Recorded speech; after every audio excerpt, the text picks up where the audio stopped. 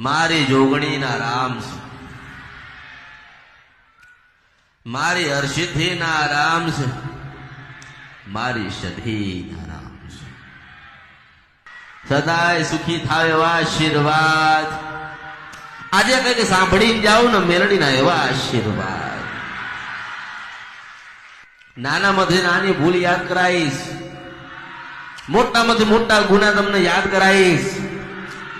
માં રહી જતી હશે તો યાદ કરાવીશ, નિવેદ કરતા નહીં આવડતું હોય તો શીખવાડીશ, મઠે મંદિરો નહીં જતા હોય તો કેવી રીતે જવાનું એવું બતાવીશ.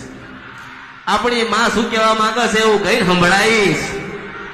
નારાયણ શંકર ભગવાન પાસે જે વિધાતા ને ચોપડો છે એને ગઈને સંભળાવીશ હું મેલડી છું.